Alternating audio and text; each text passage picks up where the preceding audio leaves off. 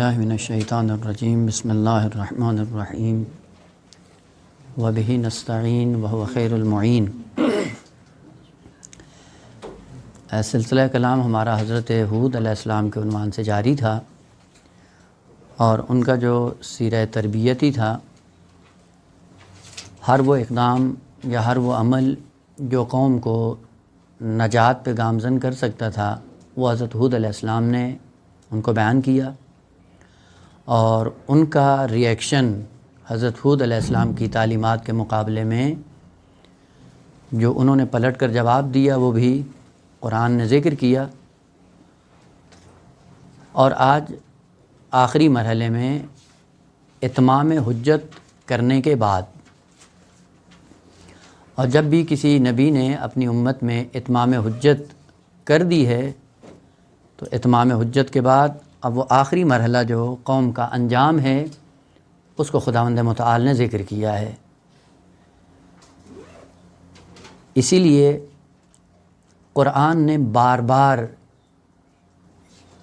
ان تعلیمات کو بیان کیا ہے کہ یہ احسن القصص ہیں جو ہم آپ کے لیے بیان کرتے ہیں، اور یہ ہر زمانے میں تکرار ہوتے رہیں گے۔ بات آ گئی تو یہاں پہ عرض کر دوں، پھر انشاءاللہ اس قانون الہی کو عرض کرتا ہوں۔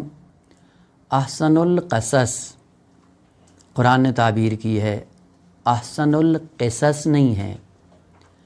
کاف پہ زبر ہو، قصص اس کا معنی الگ ہے، قصص کسرہ کے ساتھ ہو تو اس کا معنی الگ ہے۔ البتہ مادہ قاف صاد ہے، قصص معنی اس کا یہ ہوتا ہے جہاں پہ دو چیزیں ہوں، ایک آگے ہو اور دوسری چیز اس کے پیچھے نعلم بالنعل چل رہی ہو، قدم بقدم نقش قدم پہ چلنا قصہ کہلاتا ہے۔ قصاص کو قصاص اسی لیے کہتے ہیں کہ ایک قتل ہوتا ہے تو قتل کے فوراً بعد اس کو بھی تختہ دار پہ لٹکا دیا جاتا ہے فوراً، اس لیے کہتے ہیں قصاص، یعنی اسی کے پیچھے آ رہا ہے۔ اور قرآنی آیت بھی ہے کہ حضرت موسیٰ علیہ السلام کی والدہ نے حضرت موسیٰ علیہ السلام کی بہن سے جب دریا میں ڈال دیا تو اپنی بیٹی سے کہا قصی ہے، پیچھے پیچھے جاؤ حضرت موسیٰ کے، کہ دریائے نیل حضرت موسیٰ کو کہاں لے کے جاتا ہے، قصی ہے، فوراً اس کے پیچھے بلا فاصلہ چلو۔ اسی سے مصدر نکلا ہے قصص۔ قصص آپ کو پتہ ہے مصدر ہے، اور مصدر تین طرح سے استعمال ہوتا ہے، کبھی تاکیدی ہوتا ہے، کبھی عددی ہوتا ہے، اور کبھی نوعی ہوتا ہے۔ خداوند عالم نے جو ذکر کیا کہ احسن القصص، احسن القصص نہیں ہے، پورا قرآن احسن القصص ہے۔ اور بعضوں کو یہ جھانسا ہوا ہے کہ شاید داستانوں میں سے بہترین داستان خدا نے بیان کی، ترجمہ غلط ہے، احسن القصص ہے۔ احسن القصص کا مطلب یعنی قصہ گوئی کا انداز احسن ہے۔ ایک ہے انداز قصہ گوئی کا، وہ احسن ہے، نہ یہ کہ بہترین داستانوں میں سے ایک ہے، نہ داستان بیان کرنا مقصود نہیں ہے، ہم نے جو بیان کیا یہ بیان احسن ہے۔ قصے کو جو ہم نے جس ترتیب کے ساتھ ہم نے بیان کیا ہے، کہ اس میں کسی کے اندر دم نہیں ہے۔ تم بھی یوسف کی داستان بیان کر کے دیکھو، جذب کر سکتے ہو یا نہیں، لیکن ہم نے داستان اس انداز میں بیان کی جو پڑھتا ہے جذب ہو جاتا ہے۔ بس جہاں پہ انداز مختلف ہو، اس انداز اور نوعیت کو بیان کرنے کے لیے خداوند عالم نے کہا کہ احسن القصص ہم نے بیان کیا ہے۔ مثال عرض کروں، دیکھیں بعض لوگ ہوتے ہیں کہ بات ایک ہی ہوتی ہے، لیکن ایک شخص اپنے بیان میں اپنے انداز میں جب بیان کرتا ہے دلوں پہ اثر کر جاتی ہے، لیکن بعض ایسے ہوتے ہیں بات وہی کرتے ہیں لیکن لوگ ٹس سے مس نہیں ہوتے ہیں۔ اس کا مطلب یہ ہے کہ یہ جو انداز انہوں نے اپنایا ہے یہ انداز مؤثر ہے، داستان وہی ہے، قصہ وہی ہے، بات وہی ہے، لیکن یہ ایسا شخص ہے جس کو خدا نے یہ صلاحیت دی ہے کہ وہ جس انداز سے گفتگو کرتا ہے فوراً دلوں کو جذب کر لیتا ہے۔ اور قرآن نے جو قصہ ذکر کیا ہے، قصے کی خصوصیت یہ ہے کہ ہر داستان کو قصہ نہیں کہتے. شروع میں عرض کرنا تھا لیکن نہیں ہوا، لیکن آج وہ عرض ہو جائے گا. ہر داستان کو قصہ نہیں کہا جاتا ہے. قصہ وہ داستان ہوتی ہے جس کا انجام اس کے ہمراہ ہوتا ہے. بغیر انجام کے جو داستانیں بیان ہوتی ہیں وہ قصہ نہیں کہلاتی عربی میں. قصہ وہ داستان ہے جس کے اندر انجام ہمراہ ہو، نتیجہ اسی میں مضمر ہو. اسی لیے قصے عبرت کا نمونہ بن جاتے ہیں. یعنی اگر آپ نے یہ کیا ہے، انجام اسی کے ساتھ ہمراہ ہے، انجام کے بغیر چارہ نہیں ہے. لہذا ہر داستان قصہ نہیں ہوتی عربی میں. اور خداوند عالم نے کہا کہ نحن نقص علیک احسن القصص. یہ احسن قصص انداز ہمارا رہے گا، بیان کرتے رہیں گے. کیوں بیان کریں گے؟ کہ جو پہلی امتوں میں ہوا ہے، جو انہوں نے کیا ہے، اس کا انجام انہوں نے دیکھا ہے. تم کرو گے تم بھی انجام دیکھو گے. اس لیے پوری داستان انبیاء کی قصہ ہے. بس یوں نہیں ہے کہ ہم کہانیاں بیٹھ کے سنا رہے ہیں اور تم سن کے چلے جاؤ. جو انہوں نے کیا ہے اسی کا انجام اس کے ہمراہ تھا، اسی لیے وہ عبرت کا نمونہ بھی بنے ہیں. اور عبرت کا معنی بھی عبور سے ہے. ایک عبرت ہے، ایک اعتبار ہے. عبرت کا معنی ہم نصیحت کرتے ہیں اور اعتبار کا معنی نہ، عبرت عبور سے نکلا ہے. اسی سے کلمہ معبر نکلا ہے. معبر پل کو کہتے ہیں، عبور کی جگہ. عبرت کا معنی کیا ہوتا ہے؟ یعنی ایک داستان دیکھو اور داستان دیکھنے کے بعد عبور کر جاؤ. یعنی اگر اس داستان کے اندر کوئی ذلت کے نمونے ہیں تو ان سے پرہیز کرتے ہوئے عبور کر جاؤ. جہل سے علم کا سفر، ذلت سے عزت کا سفر، شر سے خیر کا سفر، یہ عبرت ہے. واللہ داستانیں سنائی جاتی ہیں، عبرت لیتا کوئی نہیں، یعنی عبور کوئی نہیں کرتا اپنے آپ کو. داستان کو معبر بناؤ، پل بناؤ اور پل سے گزر جاؤ. یعنی یہ انجام ان کا دیکھتے ہوئے مبادا اپنے آپ کو بھی اسی ذلت سے ہمکنار کرو. لیکن یہ یاد رکھو قصے کی خصوصیت یہ ہے کہ جو بھی اس میں مبتلا ہوا ہے اس کا انجام وہی ہوگا جو پہلے گزر چکا ہے. اس عنوان سے حضرت ہود علیہ السلام کی قوم کی جو داستان ہے وہ قصہ ہے. پورے انبیاء کی اقوام کی جو داستانیں خدا نے ذکر کی وہ ساری کی ساری قصہ ہیں. قصہ یعنی جن کا انجام اور جن کا نتیجہ، جن کا ثمرہ ان کے ہمراہ ہے. یعنی جو بھی یہ عمل انجام دے گا نتیجہ دیکھ کر دنیا سے جائے گا. خوب، اگر یہ قصہ ہے تو قصے کی خصوصیت یہ تھی کہ حضرت ہود علیہ السلام آئے اور انہوں نے آ کر جو پیغام ہدایت تھا وہ دیا. دینے کے بعد ان کا عکس العمل جو انہوں نے حضرت ہود علیہ السلام کے ساتھ کیا اس کو جم کرتے ہوئے یعنی خلاصہ کرتے ہوئے 3 نکات میں بیان کیا ہے قرآن نے. اور قوم ہود کا ذکر کرتے ہوئے کہ ان کے اندر 3 چیزیں تھیں. اور یہ 3 چیزیں کون سی تھیں؟ کہ یہ وہ چیزیں تھیں جو عذاب کو دعوت دیتی ہیں. وہ پس قانون کہ کب قوموں پہ عذاب نازل ہوتا ہے کہ جب 3 خصوصیات ان کے اندر موجود ہوں. اگر آپ کو یاد ہو تو حضرت نوح علیہ السلام کے عنوان سے ذکر کیا تھا کہ عذاب استیصال کی کچھ خصوصیات ہیں. کچھ عذاب استیصال کو دعوت دیتے ہیں. جب وہ نصاب پورا ہوتا ہے عذاب استیصال آ جاتا ہے. قوم ہود پر جو عذاب استیصال آیا اس کی خصوصیات کیا تھیں؟ قرآن نے ذکر کیا کہ 3 خصوصیات تھیں. سورہ مبارکہ ہود آیت نمبر 59 59 وَتِلْكَ عَادٌ جَاحَدُوا بِآيَاتِ رَبِّهِمْ. پہلا رکن وَعَصَوْا رُسُلَهُ 2 وَاتَّبَعُوا أَمْرَ كُلِّ جَبَّارٍ عَنِيدٍ. یہ تیسرا رکن کہ یہ 3 رکن جس کے اندر موجود ہوں گے ان کو ذلت اور لعنت سے کوئی طاقت نہیں بچا سکتی. جس کے اندر یہ 3 خصوصیات آ جائیں انجام کیا ہوتا ہے؟ یہ قصہ ہے. یہ داستان ایسی بیان ہو رہی ہے کہ جس کے اندر عبرت موجود ہے. وہ نتیجہ اور ثمرہ اور رزلٹ اس کا اسی کے سامنے ہے. فوراً نتیجے کے طور پہ خداوند عالم نے ذکر کر دیا کیا؟ وَأُتْبِعُوا فِي هَذِهِ الدُّنْيَا لَعْنَةً وَيَوْمَ الْقِيَامَةِ. یعنی لعنت سے اس قوم کو اب کوئی بھی نہیں بچا سکتا، دنیا میں بھی آخرت میں بھی. پس اصول زندگی اگر حضرت ہود علیہ السلام سے لینے ہیں اور اس قوم کے اندر جو چیزیں رونما ہوئی ہیں ان سے پرہیز کرنا ہے تو یہ 3 خصوصیات ہیں. ایک ایک کو کر کے بیان کرتے ہیں. اور یہاں ان خصوصیات کا جب نصاب مکمل ہوتا ہے وہیں سے حضرت ہود علیہ السلام ان کو آگاہ کر دیتے ہیں کہ اب اس کے بعد منتظر رہو کہ عذاب الہی آنے والا ہے. لہذا ذہن میں رہے کہ یہ خصوصیات یہ مختص نہیں ہیں قوم عاد سے جس قوم کے اندر یہ 3 رکن ہوں گے ان کو لعنت سے کوئی طاقت نہیں بچا سکتی۔ لہذا آج اگر انہی ارکان کے سائے میں، انہی خصوصیات کے سائے میں لوگ ملعون بن جاتے ہیں، زبان زد عام و خاص بن جاتے ہیں لعنت کے باب میں، تو اپنے آپ کے اندر جھانک کر دیکھیں کہیں وہی خصوصیات تو نہیں ہیں جو قوم عاد کی تھیں، کہیں ہمارے اندر تو پیدا نہیں ہو گئی ہیں۔ پہلی خصوصیت تلک عادن، یہی عاد تھے۔ کلمہ تلک آپ کو معلوم ہے کہ اس میں اشارہ بعید کے لیے استعمال ہوتا ہے، یہ بود کے ساتھ کلمہ، اور یہ تعبیر قرآن کے لیے بھی ہے، تلک آیات الکتاب المبین، قرآن کے لیے بھی تلک استعمال ہوا ہے، قوم کے لیے بھی تلک استعمال ہوا ہے۔ اور یہ خصوصیت ہے تلک میں کہ کبھی یہ عظمت کے لیے استعمال ہوتا ہے اور کبھی یہ حقارت کے لیے استعمال ہوتا ہے۔ ظاہر سی بات ہے تلک کے بعد جو مشار الیہ ہوگا وہ بتائے گا کہ تلک یہاں پہ عظمت کے لیے استعمال ہو رہا ہے یا تحقیر کے لیے استعمال ہو رہا ہے۔ آپ دیکھتے ہیں نا کبھی کبھی بعض لوگوں کا تذکرہ کرنے لگتے ہیں کہ چھوڑیں یار ان کو، رہنے دیں، چھوڑیں یعنی رہنے دیں کیا مطلب ہے؟ اظہار بعد کرتے ہیں، نہیں لاؤ، اصل قابل ذکر نہیں ہے، اپنی محفل میں ان کا نام نہیں لو، یہ کیا ہے؟ تحقیر۔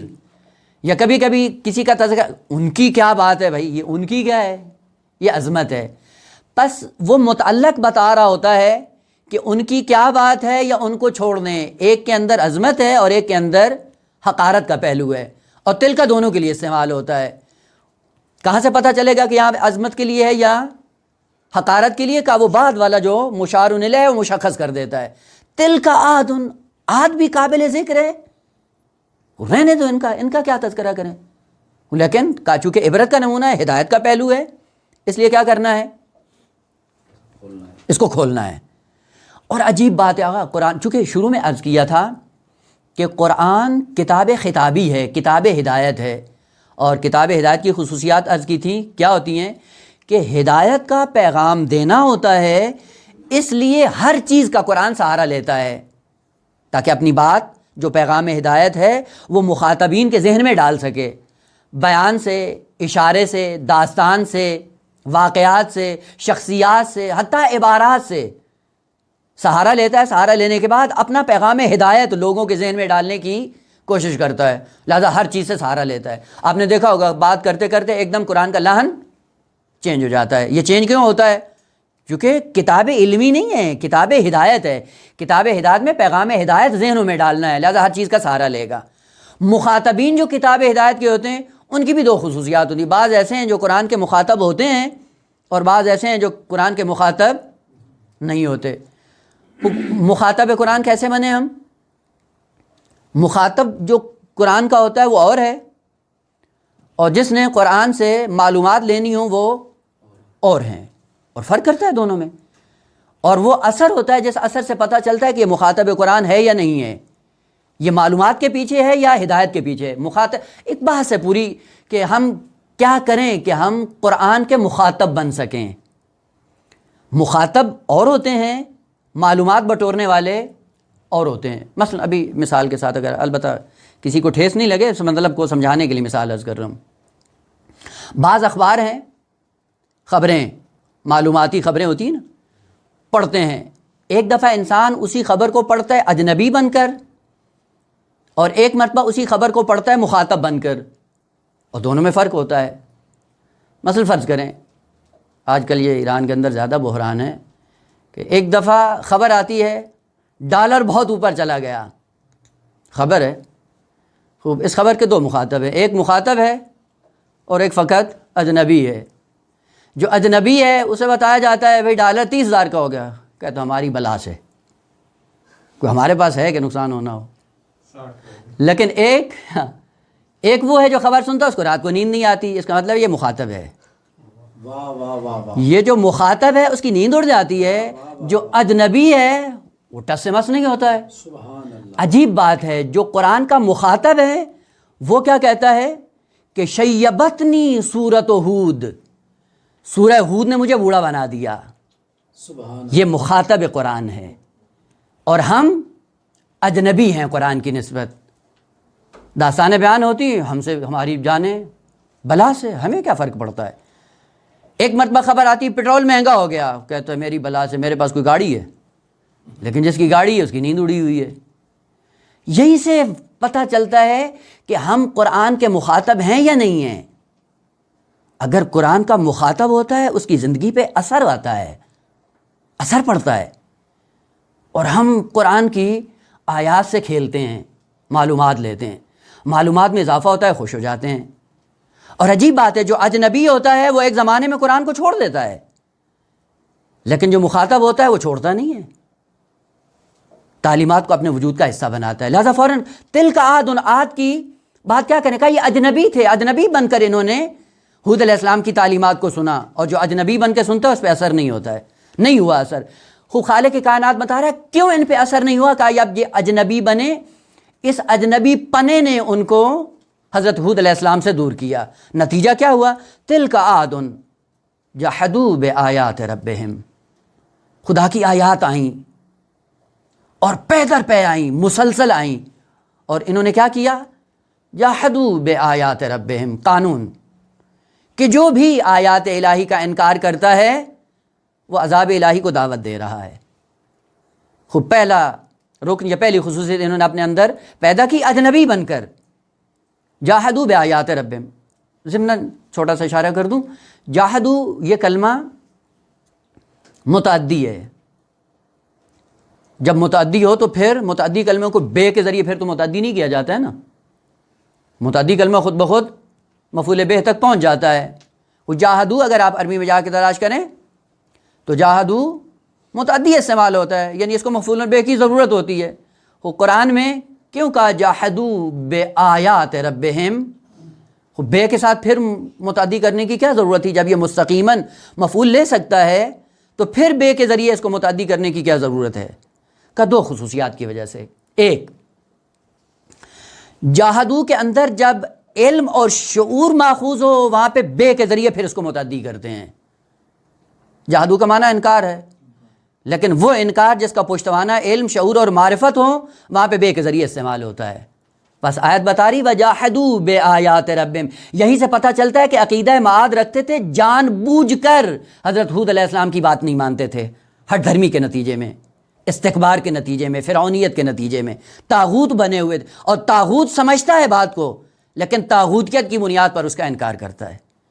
کتنے ایسے ہیں ہمارے اندر افراد، البتہ ہم اپنے محدودے میں آ کر بات کریں، ہم اپنے ہم پلہ ہم باز سے علمی گفتگو کر رہے ہوتے ہیں، جب وہ سامنے والا مباحثی پلٹ کر بتاتا ہے کہ آغا بات یوں ہے، اور اس کو بھی پتہ چل رہا ہوتا ہے کہ میں غلط کر رہا ہوں، لیکن پھر بھی مانتا نہیں ہے، انکار کرتا ہے، توجیہیں کرتا ہے، تعویلیں کرتا ہے، کہ یہی قوم عاد کا مصداق ہے۔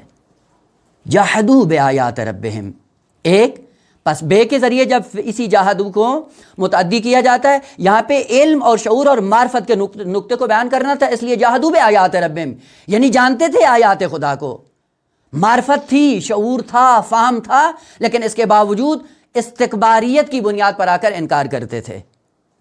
اور دوسرا رکن، جاہدوا بآیات ربہم، جب بے کے ذریعے متعدی ہوتا ہے اس سے مراد کفر اعتقادی ہے، کفر عملی نہیں ہے، کیونکہ بس اوقات کفر عملی ہوتا ہے اور بس اوقات کفر اعتقادی ہے۔ کفر اعتقادی بدترین ہے انسان کے لیے، عمل بعد از عقیدہ ہوتا ہے، جو عقیدے کو ہی قبول نہ کرے وہ پہ جاہد اعتقادی کہلاتا ہے، منکر عقیدہ بن جاتا ہے۔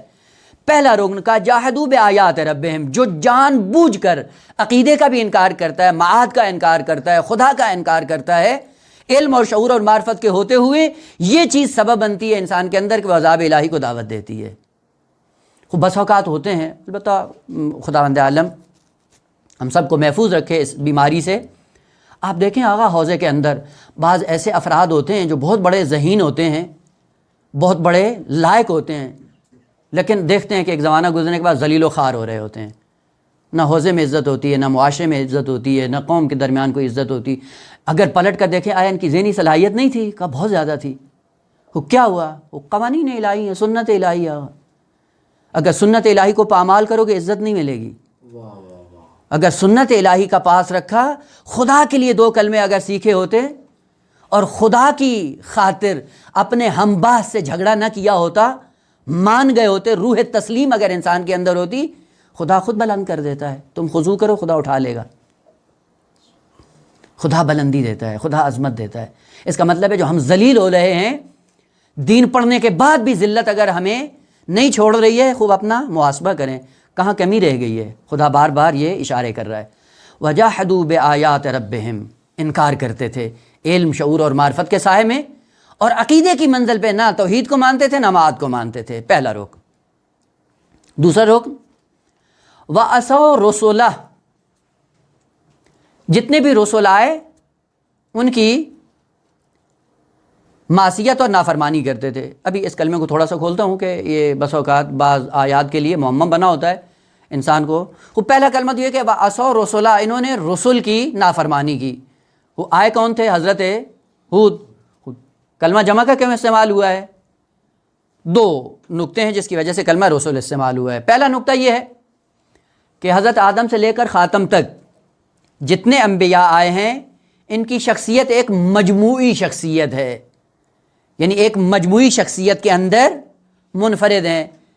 ایک شخصیت ہے لیکن اس شخصیت کے اندر تعداد کتنی ہے؟ 1,24,000۔ اور مجموعی شخصیت کا قانون یہ ہوتا ہے کہ اگر ماننا ہے تو سب کو مانو، اگر ایک کا انکار کر دیا تو سب کا انکار ہے۔ پڑھا ہے علم اصول میں آپ نے، ایک عام استغراقی ہوتا ہے اور ایک عام مجموعی ہوتا ہے۔ عام مجموعی کی خصوصیت یہ ہوتی ہے کہ جس پہ مجموعے پہ ایمان لانا ہے، اگر ایک بھی چھوڑ دیا تو گویا کہ سب کو چھوڑ دیا، ایک کی تکذیب کی گویا سب کی تکذیب کی۔ اسی لیے اگر 12 اماموں میں سے 6 کو مان لیں 6 کو چھوڑ دیں نجات نہیں ہے، 7 کو مان لیں 5 کو چھوڑ دیں، 11 کو مان لیں آخری کو چھوڑ دیں نجات نہیں ہے۔ کیا کرنا ہے؟ کہ پورے کے پورے 12 کو ایک ساتھ اپنانا ہے۔ یہ ہوتا ہے عام مجموعی۔ اور عام مجموعی کا قانون یہ ہے کہ ایک کی تکذیب سب کی تکذیب کا موجب بنتی ہے۔ کیوں سب کے تکذیب کا موجب بنتی ہے؟ کہ چونکہ پیغام سب کا ایک ہے، سیرت سب کی ایک ہے، ہدایت کا پیغام سب کا ایک ہے۔ خوب ایک کی اگر آپ بات نہیں مان رہے ہو تو گویا یہ پیغام تو دوسرا بھی یہی دے گا، تیسرا بھی یہی پیغام دے گا، چوتھا بھی یہی دے گا، پر جب پہلے کا آپ نے انکار کر دیا گویا سب کا آپ نے انکار کر دیا۔ یہ پہلا نقطہ۔ دوسرا نقطہ یہ کہ خداوند عالم قرآن میں ارشاد فرماتا ہے کہ بعض ایسے انبیاء ہیں جن کا ہم نے تذکرہ کیا ہے اور بعض ایسے ہیں کہ جن کا ہم نے تذکرہ نہیں کیا ہے۔ خود 27-28 انبیاء سے زیادہ نہیں ہے جن کا ذکر قرآن میں آیا ہے، وہ باقی 1 لاکھ سے زائد جو انبیاء ہیں وہ کیا ہیں؟ ان کا تذکرہ قرآن میں نہیں آیا ہے۔ لہٰذا یہاں پہ احتمال قوی موجود ہے کہ جناب ہود علیہ السلام کا تذکرہ ہو رہا ہے لیکن حضرت نوح اور حضرت ہود کے بیچ میں یا حضرت ہود کے بعد کوئی ایسے انبیاء کا سلسلہ رہا ہو جو جن کی تعداد 1 سے کہیں زیادہ ہے، اور سب کا رویہ ان کا یعنی قوم ہود کا سب کے ساتھ رویہ یہی تھا، یعنی کسی کی بات نہیں مانتے تھے۔ اس لیے کہا وَعَصَوْا رُسُلَهُ، جتنے بھی رسول ان کے اندر آئے سب کی انہوں نے نافرمانی کی۔ لفظ عصو عربی میں 2 کلمے ہیں، یہ عین صاد واو، اس کا الگ معنی ہے۔ عین صاد یا اس کا معنی الگ ہے، لہذا معنی کرتے ہوئے پہلے یہ دیکھیں کہ یہ کلمہ عصیان آساوا سے ہے یا آسایا سے ہے۔ اگر آساوا سے ہو تو اس کا معنی ہوتا ہے اکٹھا کرنا، جمع کرنا، تجمع، کسی چیز کو ملا دینا، ملانا، اکٹھا کرنا، اجتماع، یہ آساوا سے ہے، جس سے کلمہ کیا نکلا ہے؟ عصا، عصائے حضرت موسیٰ، داستان آ رہی ہے انشاءاللہ۔ اس عصا کو عصا کیوں کہتے ہیں؟ وہ جب خداوند عالم نے پوچھا ما تلک بیمینک یا موسیٰ، یہ کیا ہے آپ کے ہاتھ میں؟ کیا کہتے ہیں؟ یا عصا، یا یہ عصا سے ہے۔ یہ عصا کرتا کیا ہے؟ یہ میرا عصا ہے کہ اتوکل علیہا واحش بہا علی غنمی، بھیڑوں کو ان سے اکٹھا کرتا ہوں، جمع کرتا ہوں، جو جمع کرنے کا وسیلہ وہ عصا بن جاتا ہے۔ عصا جمع کرنا، اکٹھا کرنا۔ البتہ بس اوقات اس کا معنی ہوتا ہے سنبھل جانا۔ وہ سنبھلنا جو ہوتا ہے وہ کیا ہوتا ہے؟ اپنے آپ کو جمع کر لیتا ہے، اکٹھا کر لیتا ہے، سنبھال لیتا ہے۔ فَعَصَىٰ آدَمُ رَبَّهُ فَغَوَىٰ، یہ عصا عصایا سے نہیں ہے، یہ عصاوا سے ہے۔ معنی یہ نہیں کہ آدم نے رب کی معصیت کی، آدم نے اپنے آپ کو اپنے رب کے لیے سنبھالا، اکٹھا کیا، اپنے آپ پہ توجہ دی، میں کہاں جا رہا ہوں۔ بس اوقات کلمات کے حروف ذہن میں نہیں ہوتے ہیں اور پھر چرچا کر دیتے ہیں کہ جی نہیں حضرت آدم نے معصیت کی اور قرآن کہہ رہا ہے معصیت کی ہے، تو آپ کیا ہوتے ہیں؟ ہم کچھ بھی نہیں ہیں، جو خدا نے کہا ہے فقط اس کو سمجھنے کی کوشش کرتے ہیں۔ خدا نے جب کلمہ استعمال کیا ہے عصا آدم ربہ فغوا، اور عجیب بات یہ قرینہ داخلی بعد میں ذکر کر دیا ثم اجتباہ ربہ، یعنی یہی آسوا سبب بنا ہے اجتباء کا۔ سوال، معصیت اجتباء کا سبب بنتی ہے؟ اگر معصیت سے آدمی مجتبی بنتا ہے تو ہم بھی آج گناہ کبیرہ کرتے ہیں، مجتبی بن جائیں۔ یہ اجتباء بتا رہا ہے کہ یہ آسایا سے نہیں ہے، آساوا سے ہے۔ پس آساوا کا معنی ہے سنبھلنا، اکٹھا کرنا، جمع کرنا، کسی چیز کو ایک چیز میں آ کر ضم کر دینا، آساوا۔ اور آسایا سے ہو، عین صاد یا کا کلمہ استعمال ہو تو اس کا معنی کیا ہے؟ تفرق، جدائی، دوری۔ اور معصیت کو معصیت اس لیے کہتے ہیں خدا سے دور ہو جاتا ہے، مراتب قرب سے دور چلا جاتا ہے، نعمات خداوندی سے محروم ہو جاتا ہے، عزت سے دور ہو جاتا ہے۔ پس آسایا ہو تو اس کا معنی ہے تفرق، جدائی، دوری۔ اور عصیان، معصیت آسایا سے ہو تو اس کا معنی ہے دوری۔ اور قرب کے نقطہ مقابل میں اسو، انہوں نے آسایا سے اسو دوری اختیار کی، حضرت ہود سے بھی، تعلیمات حضرت ہود سے بھی، جس کے نتیجے میں خدا سے بھی دور ہوئے، نعمتوں سے بھی دور ہوئے، عزت سے بھی دور ہوئے، اور سعادت ابدی سے بھی محروم ہو گئے۔ خوب سبب کیا ہوا؟ تفرق، جدائی۔ جب بھی تعلیمات سے اپنے آپ کو جدا کرے گا انسان، وہ عزت سے دور ہو جائے گا، سعادت سے دور ہو جائے گا، قرب الہی سے محروم ہو جائے گا، اور آہستہ آہستہ ذلت سے ہمکنار ہوگا۔ پس دوسرا رکن جو انہوں نے اپنے اندر پیدا کیا، وَعَصَوْا رَسُولَ، رسول سے دوری، جدائی، افتراق۔ البتہ آقا یہ چیزیں ہیں، کلمات پہ بہت زیادہ دقت رہے۔ بسا اوقات زیر زبر سے معنی چینج ہو جاتا ہے، زمین آسمان تک فرق کر جاتا ہے معنی، اور کبھی حروف کی چینجنگ سے معنی جدا ہو جاتا ہے۔ ایک حرف ایک جگہ پہ رکھ دیں، زمین سے آسمان تک معنی فرق کر جاتا ہے۔ البتہ نمونے کے لیے بہت سے کلمات ہیں۔ وَعَصَوْا رَسُولَ، عصیان آسایا سے ہے، آساوا سے نہیں ہے۔ وہ آساوا سے ہوتا تو اس کا معنی ہوتا یہ سنبھل جاتے، تعلیمات رسول پہ عمل کرتے ہوئے سنبھلتے، اور سنبھل کے عمل کرتے، عزت کے راستے پہ چل پڑتے، نعمتوں سے سرشار ہوتے۔ لیکن برعکس ہوا، نتیجہ کیا ہوا وہ بعد والی آیت بتا رہی ہے کہ اس سے نتیجہ کیا نکلا۔ تیسری خصوصیت جن کے اندر تھی، وَاتَّبَعُوا أَمْرَ كُلِّ جَبَّارٍ عَنِيدٍ، اتباع،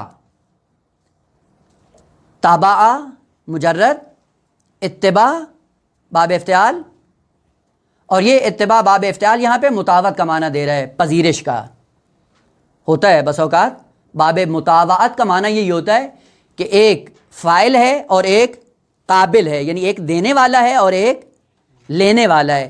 دینے والا جو دے رہا ہو، لینے والا وہ پورا لے رہا ہو، اس کو کہتے ہیں مطاوعت۔ یہ صرف میں پڑھا ہے آپ نے، آپ کہتے ہیں کسرت الکوزتا فنکسرا، فاعل نے اپنا اثر چھوڑا اور قابل نے اس اثر کو پورا پورا لے لیا، اس کو کہتے ہیں مطاوعت۔ باب تابعہ، تابع کا معنی پیروی، اور جو پیروی کو قبول کرتا ہے وہ کیا ہو جاتا ہے؟ متبع یا اتباع کرنے والا۔ اتباع کیا ہے؟ کسی کی تبعیت کو قبول کرنا، کسی کی پیروی کو اپنا لینا، کسی کے پیچھے چل پڑنا۔ کیوں پیچھے چل رہے ہو؟ چونکہ قبول کرتے ہو، وہ اگر قبول نہیں کرتے تو کیوں پیچھے جا رہے ہو؟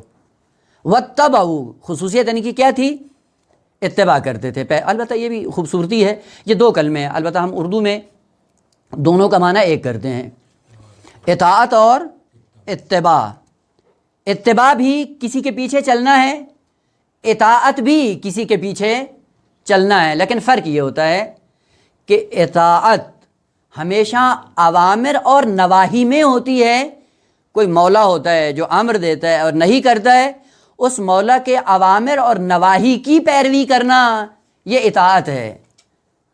اور اطاعت کے اندر عمل نہیں ہوتا، یعنی جو حکم دے رہا ہوتا ہے وہ خود نہیں کر رہا ہوتا، فقط وہ حکم دیتا ہے، دوسروں کو عمل کرنا ہوتا ہے۔ اس لیے خداوند عالم نماز کا حکم دیتا ہے، خود پڑھتا نہیں ہے، روزے کا حکم دیتا ہے، خود نہیں پڑھتا ہے۔ جہاں پہ حکم دے اور خود وہ کام نہ کرے وہاں پہ اطاعت استعمال کیا جاتا ہے، اور اتباع وہاں پہ استعمال ہوتا ہے جہاں پہ عمل سے کوئی اپنا پیروکار بناتا ہے، یعنی پہلے خود کرتا ہے پھر دوسروں سے کہتا ہے کہ میرے پیچھے چلو۔ اسی لیے خداوند عالم نے جب اپنے محبوب کی بات آئی دونوں کلمے استعمال کیے کہ میرے محبوب کی اطاعت بھی کرو اور ان کا اتباع بھی کرو، کہ اگر تم اللہ سے محبت کرتے ہو تو کیا کرو؟ فَاتَّبِعُونِي يُحْبِبْكُمُ اللَّهُ، میرا اتباع کرو، یعنی جو میں عمل میں انجام دیتا ہوں اس عمل کی پیروی کرو۔ بس یہاں پہ وَاتَّبَعُوا خود بتا رہا ہے کہ یہ پیروی کس کی کرتے تھے؟ عمل کی، یعنی کچھ ایسے لوگ تھے جن کے نقش قدم کو یہ اپنا کر اپنی زندگی کو انہوں نے ان کے نقش قدم پہ چلتے ہوئے استوار کیا ہوا تھا۔ وَاتَّبَعُوا تیسری خصوصیت، قوم عاد کیا کرتی تھی؟ وَاتَّبَعُوا یہ اتباع کرتے تھے، پیروی کرتے تھے، چلتے تھے، اعمال میں مقلد تھے، جو وہ کرتے تھے وہ پلٹ کر یہی کرتے تھے۔ کس کی؟ امرا کل جبار عنید۔ جبار لفظ عموماً ہمارے ذہنوں میں جو جبار کا تصور ہے وہ کیا ہے؟ ظالم، متکبر، مستکبر، لیکن عربی میں جبار ظالم کے لیے، یعنی ظالم کا معنی نہیں ہے جبار کے اندر، عرض کرتا ہوں ابھی، جبر جابارہ معنی کیا ہوتا ہے؟ جبران۔ اس سے کلمہ دوسرا بھی نکلا ہے کہ جی ہم کیا ہیں؟ مجبور۔ مجبور کا معنی کیا ہے؟ یہ اسی سے نکلا ہے۔ ایک ہے جو نقص کو دور کرتا ہے، مجبور وہ ہوتا ہے جس کے نقص کو نکالا جاتا ہے اور اس کو اندر سے بھرا جاتا، جبران کیا جاتا ہے، کبھی ڈنڈے کے زور پہ، کبھی اختیار کی بنیاد پہ۔ مثلا انسان کے پیٹ میں کچھ نہیں ہے، پیٹ خالی ہے، اور آپ نہیں چاہتے کہ کوئی غیر حلال چیز حلق سے نیچے اترے، تو کوئی آتا ہے تلوار رکھ دیتا ہے، تلوار کے بل بوتے پہ کہتا ہے اس محلول کو نوش کرو۔ نوش کرنے کے بعد کیا ہوتا ہے؟ مجبور۔ اس یہاں پہ البتہ جبر فقی مجبور ہو جاتا ہے۔ مجبور یعنی اس کے اندر سے، اندر کے خلا کو بھرا جا رہا ہے، پورا کیا جا رہا ہے، کس کے ذریعے؟ وہ ڈنڈے کے زور پہ، اکراہ کے نتیجے میں، یعنی جبر فقی ہے، بعد میں کہتے ہیں۔ مثلا اگر کوئی تلوار رکھ کے کہے یہ شراب کا گلاس پڑا پیو اس کو، جب آدمی پیتا ہے تو کیا ہے؟ اب کہتے ہیں مجبور ہے، یعنی ایک چیز کو ہم نے بھرا ہے، جبران کیا ہے، لیکن بغیر ارادے اور اختیار کے۔ پس جبر کے اندر کیا ہوتا ہے؟ بھرنا ہوتا ہے، پورا کرنا ہوتا ہے۔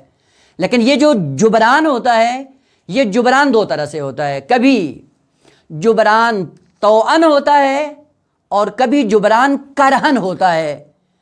جہاں پہ توأن استعمال ہوتا ہے وہ صفت ہے خداوند عالم کی جبار، توأن چاہتے ہوئے، میلان فطری کے مطابق، لہذا خدا کیا ہے؟ جبار۔ اس کا معنی کیا ہے؟ معاذ اللہ خدا ظلم کرتا ہے؟ نہ، خدا کیا کرتا ہے؟ آپ کی ضروریات کو پورا کرتا ہے۔ توأن یعنی وہ تمہاری جو فطری ضروریات ہیں جن میں انسان کی فطرت ہے، تمایل بھی ہے، اس تمایل کے بل بوتے پہ خداوند عالم انسان کے تقاضے پورا کرتا ہے، اس لیے وہ جبار ہے۔ اس لیے آپ دیکھیں امام سجاد علیہ السلام کا ہے واقعہ، یا ظاہراً امام باقر علیہ السلام کا، تردید میری طرف سے ہے، ظاہراً امام سجاد علیہ السلام کا ہے کہ امام علیہ السلام عبادت الہی میں مصروف تھے، بچہ کنویں میں گر جاتا ہے، گھر والے شور مچاتے ہیں کہ بچہ گر گیا، غرق ہو جائے گا، مر جائے گا۔ امام علیہ السلام نماز پڑھ رہے تھے، نماز ختم ہوئی تو آ کر امام سے کہا کہ بچہ گر گیا ہے، اور اتنی ہم آوازیں دے رہے تھے، آپ کو نہیں پتہ چلا؟ تو امام نے پلٹ کر جواب دیا مگر آپ کو پتہ نہیں ہے کہ میں نماز پڑھ رہا تھا، جب میں نماز پڑھ رہا تھا تو میں خدا کے محضر میں ہوں، مجھے آپ کے شور و غل کا پتہ نہیں ہے۔ کہا ہوا کیا؟ کہا بچہ گر گیا۔ کہا پھر پریشانی کی کیا بات ہے؟ امام کنویں کے پاس آ کر بیٹھے اور کہا یا جبارو یا جبارو یا جبار، پانی اوپر آتا گیا۔ یہاں پہ جبار یعنی جبران کرنے والا، خلا کو بھرنے والا، پورا کرنے والا، تقاضوں کو جامع عملی پہنانے والا۔ جبار کا تذکرہ کرتے رہے، بچہ اوپر آ گیا، امام نے اٹھا لیا، اٹھا کے ماں کے حوالے کر دیا۔ پس جہاں پہ توأن تمایل فطری کے مطابق کسی چیز کو دور کیا جائے وہ صفت ہے خداوند نے متعال کی، اور جہاں پہ کرہن کسی چیز کو بھرا جائے وہ خصوصیات ہوتی ہے ظالمین کی۔ ظالمین کو جبار اس لیے کہتے ہیں کہ سامنے والے کو مجبور کرتے ہیں کہ ان کے امر کی پیروی کی جائے۔ انسان چاہتا نہیں ہے، لیکن خوف، ڈر، قدرت، سلطنت ان کے اس رعب و دبدبے سے مجبور ہو کر اس کام کو انجام دیتے ہیں، اس لیے ان کو جبار کہا جاتا ہے۔ اور جبار یعنی فطرت سے ہٹے ہوئے کاموں پہ مجبور کرتے ہیں، اس لیے ان کو جبار کہا جاتا ہے۔ پس معنی دونوں میں ایک ہی ہے، پورا کرنا، لیکن ایک پورا کرنا ہوتا ہے توأن فطرت کے تقاضوں کے مطابق، اور ایک ہے کرہن یعنی فطرت سے ہٹ کر کسی چیز پہ مجبور کرنا۔ وہ بعض ایسے تھے لوگ جو بعض غیر شرعی کاموں پہ لوگوں کو مجبور کرتے تھے اور ان سے غیر شرعی کام لیتے بھی تھے، اور ان غیر شرعی کاموں کو لینے کی بنیاد پہ وہ کیا بن گئے؟ جبار۔ لہذا ظلم جو معنی کیا جاتا ہے یہ سمجھانے کے لیے، پس جہاں پہ جبران ہو غیر شرعی، غیر فطری اور فطری تقاضوں سے ہٹ کر کسی ذات کو مجبور کیا جائے خلاف فطرت حرکت کرے، اس کو جبار کہا جاتا ہے۔ خوب، قوم عاد نے کیا کیا؟ ان کے اوپر جبار مسلط تھے، اور ادھر انبیاء آئے تھے۔ انبیاء ان کو فطرت کے تقاضوں کے مطابق چلانا چاہتے تھے، لیکن انبیاء کی نہیں سنتے تھے۔ ادھر وہ جبار تھے جو اپنی خواہشات کے مطابق چلانا چاہتے تھے۔ خوب، اختیار ان کے پاس تھا، یا رسولوں کی سنتے یا ان کی سنتے۔ رسولوں کی نہیں سنی، جبار کی بات پہ کان دھرتے رہے، کیا بن گئے؟ سبب بن گئے عذاب الہی کو دعوت دینے کا۔ واتبعوا، پیروی کی انہوں نے کل جبار عنید، ہر جبار کی بات سنتے تھے، جو بھی آتا تھا ظالم ستمگر، اور جو اپنا حکم چلاتا تھا، اپنا قانون چلاتا تھا، اپنی منطق اعمال کرتا تھا۔ ہم بھی لاشعوری کے بعض ہوتے ہیں شعور میں، بعض لاشعوری میں اس چیز کو آقا یقین جان لیں، آقا فطری دین ہے۔ آخر آپ اپنی فطرت سے سوال کریں، عقل سے سوال کریں کہ اگر ایک نظام کے تحت آپ کو رہنا ہو اور اس نظام کے تحت آپ کو منزل کمال طے کرنی ہو، دو کا اختیار ہو، ایک مرتبہ یہ ہے کہ آپ کے اوپر وہ قانون چلانے والا فقیہ، عادل اور متقی ہو، اور ایک دفعہ آپ کے سر پہ مسلط ہو شرابی، زانی، فاسق و فاجر ہو، کس کو ترجیح دیں گے؟ وہ فطری اور عقلی تقاضوں میں کس کو ترجیح دیں گے؟ بعد میں وہ پھر یہ کہتے ہیں کہ جی غیبت کبریٰ کے زمانے میں ولایت فقیہ پہ کیا دلیل ہے؟ نظام ولایت فقیہ۔ آغا شخص کی بات نہیں ہے، سسٹم کی بات کر رہا ہوں، نظام کی بات کر رہا ہوں، نظام قرآن کی بات کر رہا ہوں۔ اپنی فطرت سے سوال کرو، تمہارے سر پہ حاکم، حکمران جو مسلط ہے، اگر متقی، پرہیزگار، عالم، خوف خدا رکھنے والا ہو، وہ بہتر ہے آپ کے لیے، یا ایسا ہو جو ظالم اور جابر اور طاغوت اور فرعون ہو؟ کون سا ہو؟ اور بڑے افسوس کی بات یہ ہے کہ بس اوقات ہم لبادہ طلبگی اوڑھ لیتے ہیں، اور خصوصاً پاکستان کے لیے، یہ جی فلاں آ گئے، یہ ہمارے منجی بن گئے۔ کیسے منجی بن گئے؟ جن کے اندر انسانیت نہیں ہے، اقدار انسانیت نہیں ہے، ان کی بیٹھ کے تعریفیں کرتے ہیں جی۔ وہ ہوتا کیا ہے؟ بد سے بدتر، جو بھی ہو یہ سب ایک ہی کڑی کے سب مصادیق ہیں۔ وہ کبھی نواز شریف آتا ہے، کبھی بے نظیر آتی ہے، کبھی زرداری آتا ہے، کبھی عمران خان اٹھ کے آ جاتا ہے، اور پھر ہم ایک دوسرے کی تعریفیں کرنا شروع کر دیتے ہیں۔ یہ پستی کی علامت ہے طالب علم کی۔ وہ جو بے شعور ہے، جس کو اصلاً انسانیت کے اصولوں کا پتہ نہیں ہے، دین کے اصول تو بعد کی بات ہے، ان کے پیچھے ہم دین و دنیا ایک، وہ بڑا منصف ہے جی۔ اور بس اوقات آقا معممین پیچھے چلے جاتے ہیں، حیف ہے حوضے میں رہ کے یہی پڑھا تھا دین۔ واتبعوا امر کل جبار عنید، جبار بعد میں صفت عنید۔ کلمہ عنید کیا ہے؟ انادا، معنی کرتے ہیں کہ جی جو حد سے گزر جائے، تجاوز کرنے والا، یہ معنی نہیں ہے۔ عنید، انود یا آند، اسی سے معاند بھی نکلا ہے۔ معاند البتہ باب مفعلہ میں چلا جاتا ہے۔ انود یا انید کس کو کہتے ہیں؟ خوب ظاہر ہے کہ عربوں کے اندر یا گھوڑے ہوتے تھے، یعنی ان کے جو الفاظ کے معنی ہیں وہ ہمیں جانوروں سے ہی پتہ چلتے ہیں، کہ جانور جو کرتا تھا اس سے پتہ چلتا تھا کہ یہ لفظ کہاں پہ استعمال کر رہے ہیں۔ انود بعض جانوروں کی صفت، اور خصوصاً اونٹ کی ایک صفت ہے مذمومہ جس کو کہا جاتا ہے انود۔ جانور کبھی وحشی ہوتا ہے اور کبھی اہلی ہوتا ہے۔ وحشی جانور کی اپنی خصوصیات ہوتی ہیں، جو سدھایا ہوا ہوتا ہے اس کی اپنی خصوصیات ہوتی ہیں. وحشی جانور اور خصوصاً اونٹ اگر یہ وحشی بن جائے اور اپنے وحشی پنے پہ اتر آئے تو اس کے اندر ایک خصوصیت پیدا ہوتی ہے، اور وہ یہ ہے کہ کبھی بھی اپنے ساتھ کسی دوسرے جانور کو شریک نہیں ہونے دیتا. پس وہ جانور، وہ اونٹ جو اپنے آپ کو دوسروں سے الگ کر لے اور کسی کو اپنے ساتھ آنے کی اجازت نہ دے، اس اونٹ کو عربی میں انود کہا جاتا ہے، جس سے معاند بھی نکلا ہے، انید بھی نکلا ہے. انید کون؟ اکیلا، منفرد. بعض خصوصیات کی بنیاد پہ کسی کو اپنے ساتھ ملنے نہیں دیتا ہے، اکیلا ہو جاتا ہے، منفرد ہو جاتا ہے. لیکن منفرد کس بنیاد پہ ہوا ہے؟ ذلت کی بنیاد پہ، پستیوں کی بنیاد پہ. یعنی اس کی ذات کے اندر اتنا جھکاؤ نہیں ہے کہ کسی کو تحمل کر سکے، کسی کو برداشت کر سکے. بعض جبار ایسے ہیں جو اکیلے ہیں اور اسی اکیلے کو اپنا امتیاز سمجھتے ہیں، اپنا کمال بھی سمجھتے ہیں. ہے کوئی ہمارے جیسا؟ کیوں اکیلے ہو گئے، کیوں منفرد ہو گئے؟ کا بعض ایسی پستیوں کی بنیاد پہ اکیلا کھڑا ہوا ہے کہ جو دوسروں میں نہیں تھی، اور اس نے اپنے آپ کو اس پستی کی بنیاد پہ دوسروں سے الگ کر دیا. بس جو پستی کی بنیاد پہ اپنے آپ کو الگ کر لیتا ہے، منفرد ہو جاتا ہے، اکیلا ہو جاتا ہے، اسے عربی میں انید کہا جاتا ہے. آپ جا کر دیکھ لیں، یہ جتنے ظالم اور جابر ہوتے ہیں بالکل منفرد انداز سے زندگی بسر کرتے ہیں. کیوں؟ کہ کوئی ایسا نہ ہو جو اس کام میں ہمارے ساتھ شریک ہو. ہر چیز میں انید ہوتے ہیں. کیا کرو، گھر ایسا بناؤ انید نظر آئیں، گھر کا سامان ایسا لو انید نظر آئیں،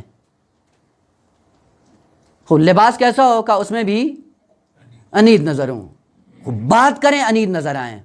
عجیب بات ہے، ہر چیز میں منفرد ہونا چاہتا ہے لیکن ذلت کی بنیاد پہ. اور آپ دیکھیں کہ خصوصیات ہیں، روایات نے ذکر کی ہیں کہ متکبر انسان اجتماع کے اندر رہتے ہوئے بھی اکیلا ہے، انید ہے یا نہیں ہے؟ متکبر کو کوئی سلام نہیں کرتا، ساتھ میں بیٹھنا پسند نہیں کرتا، اصلا بات کرنا پسند نہیں کرتے ہیں لوگ. کیوں؟ کہ یہ انید ہے. یعنی اپنی بعض صفات مذمومہ کی بنیاد پہ یہ منفرد ہو گیا ہے، اکیلا ہو گیا ہے، معاشرے میں رہتے ہوئے تنہا ہے. البتہ کبھی تنہائی اناد کی صورت میں آتی ہے اور کبھی تنہائی ولی خدا کی امت کی جہالت سے آتی ہے. امت جانتی نہیں ہے، قدر کو پہچانتی نہیں ہے، ان فضائل کو لمس نہیں کرتی، اس لیے ولی خدا کے قریب نہیں آتی. اگر ایک دفعہ اس کمال کو، اس لذت کو چکھ لے، پھر ولی خدا سے جدا نہیں ہوتی. بس کبھی تنہائی ہے، عظمت کمالات جب کسی پہ مخفی ہو جاتے ہیں وہ بھی منفرد ہو جاتا ہے. البتہ اس کے لیے کلمہ انید نہیں ہوتا، اس کے لیے عربی نے وحید کہا ہے.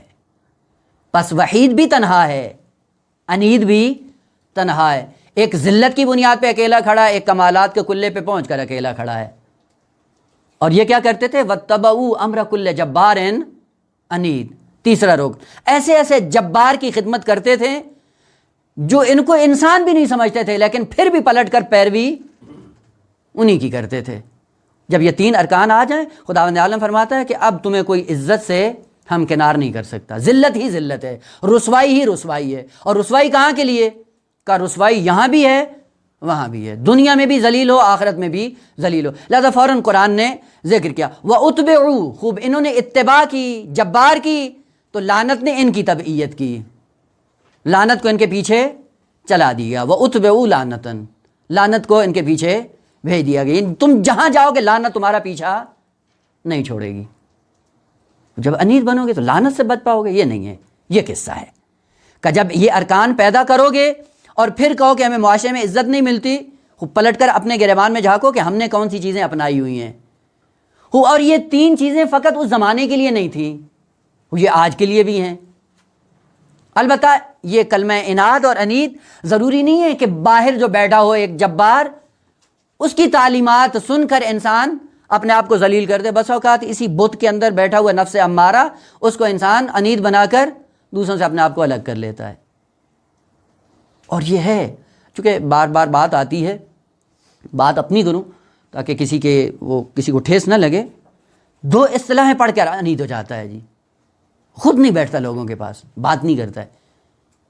ان کے ساتھ میں بات کروں، میری کسر شان ہے. یہ تجھے شان کس نے دی ہے؟ جس نے شان دی اس نے ذمہ داری بھی دی ہے، وہ ذمہ داری پہ عمل کرو. تم رسول سے تو بڑے نہیں ہو گئے ہو. رسول کیا کرتے تھے؟ ہر ایک کو کوئی یعنی بس اوقات کہتے ہیں کہ آقا یہ مقتضی حال کے مطابق سوال کیا ہے. اور رسول کی خصوصیت ہوتی تھی کہ جو مقتضی حال کے مطابق نہیں بھی کرتا تھا پہلے سوال ٹھیک کرتے تھے پھر جواب دے دیتے تھے. ہمارے اندر یہ عنصر کیوں پیدا نہیں ہوتا ہے؟ بس اناد اور انیت ضروری نہیں ہے کہ وہ صدام کی شکل میں ہو. انید اپنے اپنے لحاظ سے ہر ایک انسان اپنے گریبان میں جھانک کر دیکھے کہ ہم انید ہیں یا نہیں ہیں. وہ 2 اصلاحیں پڑھنے کے بعد وہ اپنے آپ کو طلاب سے الگ کر لیتے ہیں. کون جا رہے ہیں جی؟ وہ یہ عالم جا رہا ہے. کیا بات ہے، یہ عالم جا رہا ہے، حوزے سے ہٹا ہوا، طلاب سے ہٹا ہوا، معاشرے سے کٹا ہوا. اصلاً اپنے آپ کو اس نے منفرد بنایا ہوا ہے. قرآن نے یہ ذکر کیا ہے. قانون سنت الہی یہ ہے. حضرت حود علیہ السلام کی قوم کے حوالے سے 3 چیزیں تھیں: جہادوا بآیات ربہم، عصوا رسلہ، اور اتبعوا امر کل جبار عنید. یہ 3 خصوصیات جب آ جائیں تو ہوتا کیا ہے؟ ہوتا یہ ہے کہ پھر اس کے بعد لعنت ان کا مقدر بن جاتی ہے. لعنت اس کو نہیں چھوڑ سکتی ہے. البتہ مفہوم لعنت پہلے نجی مباحث میں عرض کیا کہ اب اس کو دوبارہ عرض نہیں کرتے. اگر یہ 3 مشکلات آ جائیں، بسا اوقات یہ 3 چیزیں عذاب کو دعوت دیتی ہیں اور کبھی انسان سنبھل جاتا ہے. عجیب بات ہے، یہ بھی قرآن کریم نے ذکر کیا ہے.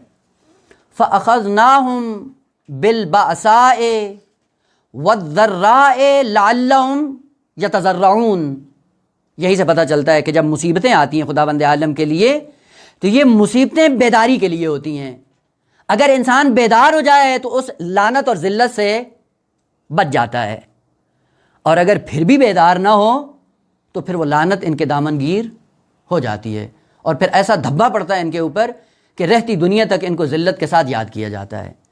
پس دوسرا قانون کہ جب مشکلات آتی ہیں تو مشکلات بیداری کا سبب بنتی ہیں. اگر بیدار ہو جاتا ہے عذاب کو ٹال دیا جاتا ہے. کمائی کیا ہے گا حضرت یونس علیہ السلام کے لیے کہ جب عذاب کی علامات ظاہر ہونے لگیں، باسا اور ذرا نمودار ہوئے، فوراً پلٹ آئے، توبہ کی، خدا عالم نے قبول کر لیا، عذاب کو ٹال دیا. لیکن یہ قوم عاد ایسی تھی کہ عذاب کے نمونے دیکھنے کے باوجود اپنی ہٹ درمی پہ ڈٹے رہے.